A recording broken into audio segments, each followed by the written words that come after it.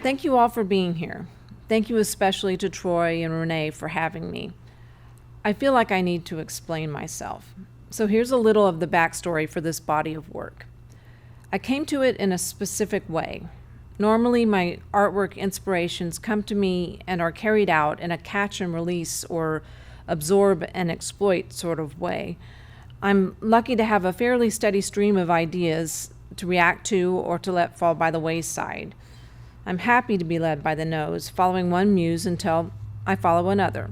But this show, The Story of the Deer in the Road, is different.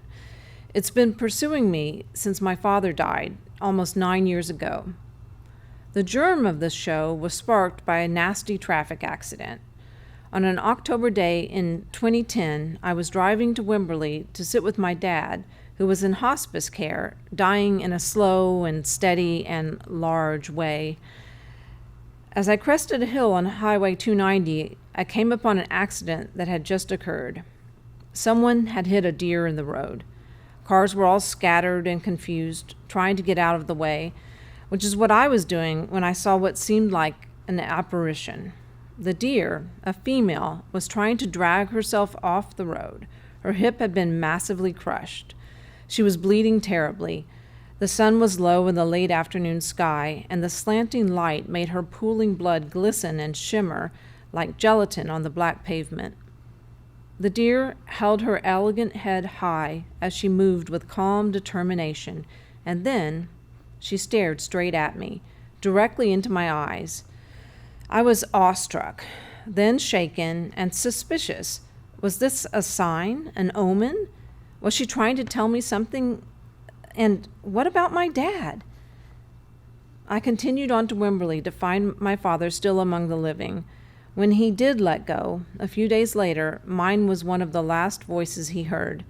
He died in a funky hospice room, but it was blessed with a large picture window, which looked out onto twisted oaks and scrappy brush, and I'm charmed that one of his last views of this earth was a little wild scene of Texas.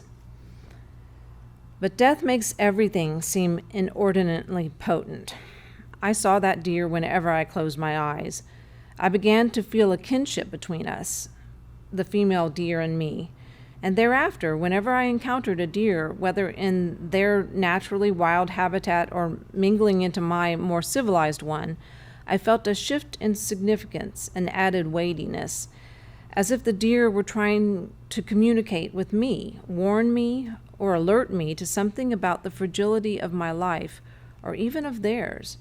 I gained sympathy for the deer and a heightened concern for the life of this earth. Eventually, and thankfully, along with these morbid concerns, came very good memories of joyful encounters with deer, like the many camping trips I enjoyed as a child with my family and friends, so that while this body of work is my response to very real fears of death and destruction, it's also about the life-affirming impulses of childhood wonder. My crankie illustration, for example, is about my memories of one of those camping trips when I was probably 8 years old. Often we would take a deer sighting drive at dusk. I rode with my older sister, my best friend and her sister, and probably several more siblings, piled into the back of a red station wagon, driven by my friend's dad. Exciting and magical, with the windows rolled down and our hair blowing in the hot Texas wind. The radio was playing something bubblegum pop. We were all on the lookout for deer in the wild, and the country highway we traveled was just outside of Wimberley, Texas. I'd like to dedicate this show to my parents, both artists, who showed me that life is an art practice and filled my childhood with wonder. Thank you.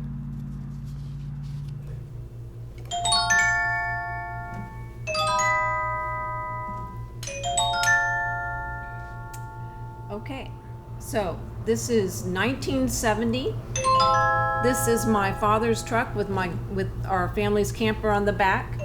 This is somewhere outside of Wimberley, Texas. This is my best friend Rosie, my sister Katie, Rosie's little sister, Shelley. This is me. This is Rosie and Shelley's daddy and their red station wagon, and we're about to go on a deer sighting adventure.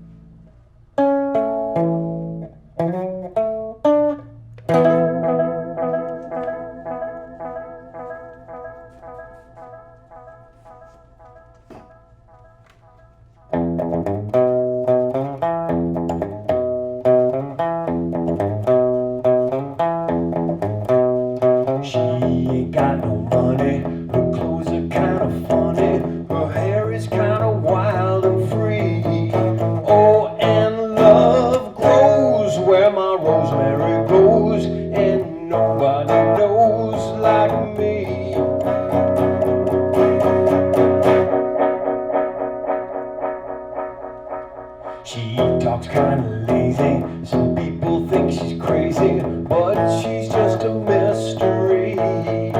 Oh, and love grows where my rosemary goes, and nobody knows like me. There's something about her hand holding mine, it's a feeling that's fine, and I just gotta say, hey, she's really got a magical spell, and it's working so well that I can't get away. Hey, I'm a lucky fella, and I gotta tell her that I love her endlessly. Oh, and love grows where my rosemary goes, and nobody knows like me. And nobody knows like me. And nobody knows like me.